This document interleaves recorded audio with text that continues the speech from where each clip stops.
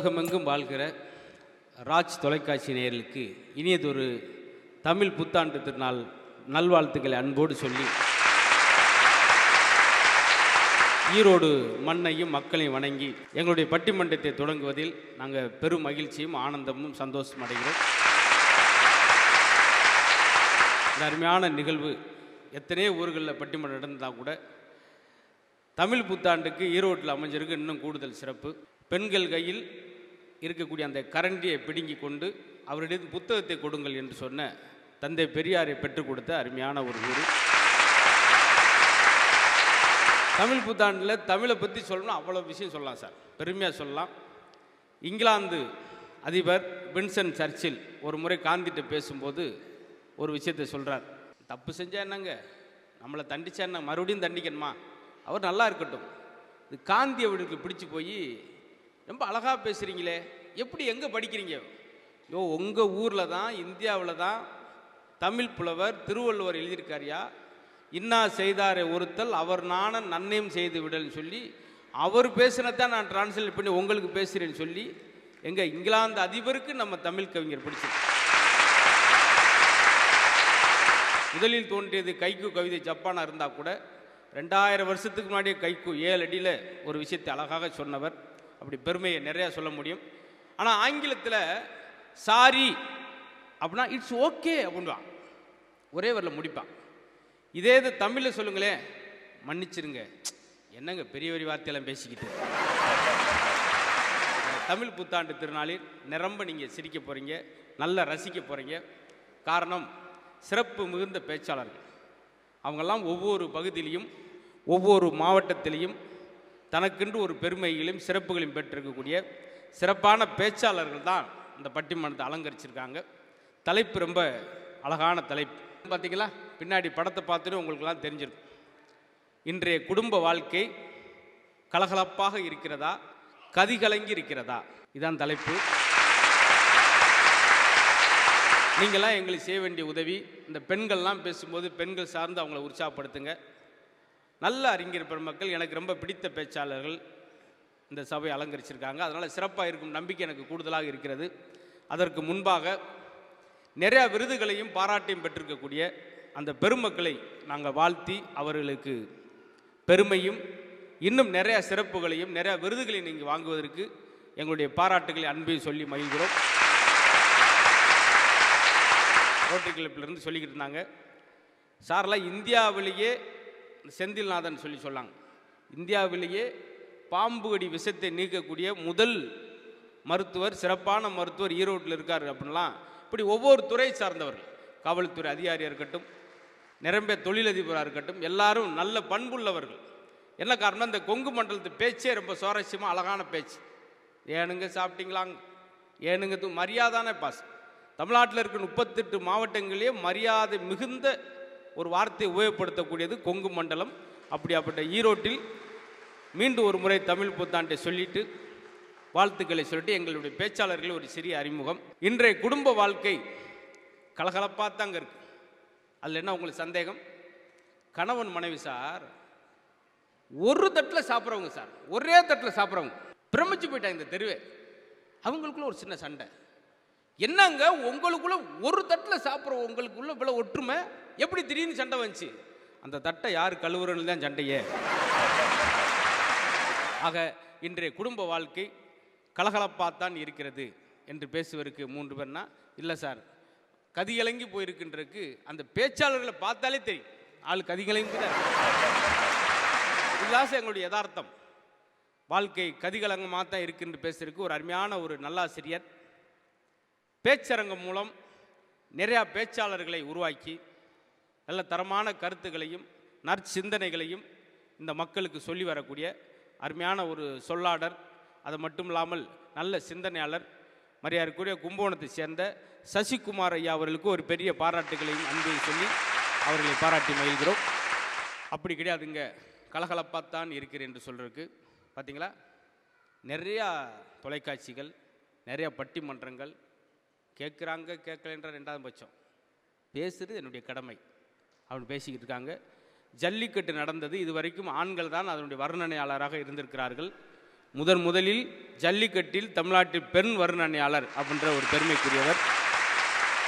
நிறையா யூடியூப்பில் பார்க்கலாம், ஆஃப் பண்ணால் சைக்கிள் டிப்பிலோட பார்க்கலாம், 2 நிமிஷம் பேசிக்கிட்டு இருப்பாங்க. அப்படி பேசாத மேடை கிடையாது சார். நிறையா மேடைகள் பேசியிருக்காங்க. போன வாரம் தூக்கு மேடையிலோட 5 நிமிஷம் பேசியிருக்காங்கன்னா அவங்களோட பேச்சின் தரத்தை நீங்கள் பார்த்துக்கு. சிறப்புக்குரிய கோயில்பட்டியை சேர்ந்த அன்ன பாரதி அவர்களுக்கு கரகோஷம் கொடுத்து, அதே அணியிலே சிறப்பாக பேசுவதற்கு வந்தால் கூட தம்பி இளம் வயதில் உண்மையிலே நான் போன பட்டிமன்றத்தெலாம் கேட்டேன். ஒரு நிகழ்ச்சிக்கு குறிப்பு எடுத்துட்டு அந்த ரூமில் யாரையுமே தூங்க விடாமல் நைட்டும் பகலும் 2 மணி 3 மணிக்கெலாம் பேசி ஒரு நிகழ்ச்சியில் வந்து பேசுறதுக்கு முன்னாடி அடுத்து வளர்கிற பேச்சாளர்கள் அவரை உன்னிப்பாக கவனிங்க, 73 முறை பயிற்சி செய்திருக்கிறார். அதவே சொல்லி சொல்லி அந்த ஸ்கிரிப்ட். இதில் என்ன சிறப்புனா 73 தடவை ரிகர்சலில் சூப்பராக பேசியிருப்பார். இங்கே டேக்கில் தான் மாறிப்போம், எல்லாம் மறந்து போயிடுவார் அப்படின்னு அர்த்தம் கிடையாது. அந்த உழைப்பு ரொம்ப பாராட்டணும். இப்படி வரணும் பேச்சாளர்கள் பயிற்சி எடுத்து.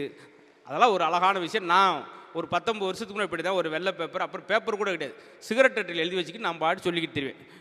அந்த அளவுக்கு உழைக்கக்கூடிய ஒரு அருமை தம்பி, வளர்ந்து வரக்கூடிய அருமையான பேச்சாளர். தேவகோட்டையை சேர்ந்த லட்சுமி நாராயணன் அவர்களுக்கு ஒரு பாராட்டு சொல்லிடுங்க. கலகலப்பு அணியை மேலும் கலகலப்பாக்குறதுக்காக ஒரு மயிலாடுதுறையில் ஒரு கல்லூரியில் பேராசிரியர் இருந்து கொண்டு நிரம்ப கருத்துக்களையும் சிந்தனையும் மக்களுக்கு கொண்டு சேர்த்து அவர்களை பாராட்டியும் பெற்று நல்ல தமிழ் அழகாக உச்சரித்து அப்படி பேசணும். அதான் ரொம்ப முக்கியம். முத்துலட்சுமி அவர்களுக்கு ஒரு பெரிய கரகோஷம். பார்த்தீங்களா, இந்த ஒரு பணிவு போதும், அவங்கள 1500 சேர்த்து கொடுக்கலாம். பிரமாதமாக. இதுதான் தமிழ் பெண். ஒரு இதில் அப்படி வணங்கிட்டு 4.5 நிமிஷம் ஆச்சு, எந்திரிக்கலை, தூங்கிட்டாங்க, அசதி இல்லை. அதே போல் என்னுடைய அருமை நண்பர், ரொம்ப நீங்கள் சோசியல் மீடியாவில் பார்க்கலாம் அவருடைய பேச்சை. ரொம்ப இயல்பான ஒரு நகைச்சுவாளர். அதை விட சக கலைஞர் வளர்ந்து வரும்போது அதை தான் வளர்ச்சியாக நினச்சி பெருமை கொள்கிறவர். நிறையா பேர் அப்படி இருக்க மாட்டாங்க. எங்கள் குரூப்லேயே ஒரு நண்பர் இருக்கார். நாங்கள் விமானத்துக்கு போகிறோம், வெளிநாடு போகிறோம், வெளிநாடா அப்படின்வான், ஒரு ரெக்கம் மட்டும் ஒடிஞ்சு விழு. ஃபாரின் போகிறீங்களா அப்படின்னா 3 பேருக்கு வீசா கேன்சல், ஒருத்தனுக்கு வகுத்தால, ஒருத்தனுக்கு வாந்தி, 5 பேரும் அப்போலோவில் அட்மிட். அப்படின்னா அந்த வார்த்தையை பாருங்கள். அப்படிலாம் இருக்கணும். மத்தியில் அந்த நற்சிந்தனை, அந்த நல் எண்ணம் தான் மிகச்சிறந்த ஒரு நகைச்சுவாளர். எவ்வளோ பெரிய சபையாக 10,000 பேர் இருந்தால் கூட அவங்கள ரசிக்க வைக்கக்கூடிய அந்த உன்னத திறமை இறைவன் அவருக்கு கொடுத்துருக்கிறார். அவரும் ஒரு அருமையான ஒரு நல்லாசிரியர். அப்போ மாணவர்கள் கொடுத்து வைத்தவர்கள். அப்படி நல்ல நாங்களாம் நகைச்சுவை தென்றல் என்று அன்பாக அழைக்கக்கூடிய தேவகோட்டையை சேர்ந்த ஆசிரியர் மகாராஜன் அவர்களுக்கு பெரிய கரகோஷம் கொடுத்து வாழ்த்திருங்க. இந்த அணியினுடைய நிறைவு பேச்சாளர் ரொம்ப உங்களுக்கு நிறைஞ்ச பேச்சாளராக இருப்பாங்க. நிறையா தொலைக்காட்சியில் தமிழ் சார்ந்த நிகழ்வை குழந்தைகளுக்கு நடத்தியிருக்காங்க. பெரிய பட்டிமன்ற ஜாம்பானுடன் பேசி பயிற்சி பெற்றவர்கள். நிரம்ப நகைச்சுவை பாட்டு மன்றத்தில் பங்கெடுத்து கவிதை தொகுப்பிலும் அவங்க பங்கெடுத்து வெற்றி பெற்றிருக்கக்கூடிய அருமையான ஒரு பேச்சாளர். சென்னையை சேர்ந்த நித்ய பிரியா அவர்களுக்கு ஒரு பெரிய பாராட்டையும் வாழ்த்துக்களையும் சொல்லி மகிழ்ந்தது.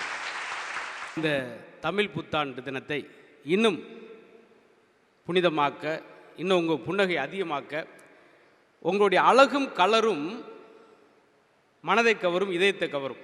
உங்கள் புன்னகை மட்டும்தான் எல்லாரோடைய அன்பையும் கவரக்கூடிய ஒரு அருமையான மருந்து. உடல், மனம், உயிர் இந்த 3ம் சீராக இயங்குவதற்கான ஒரு பெரிய அறிகுறி உங்கள்கிட்ட இருக்க புன்னகை தான்.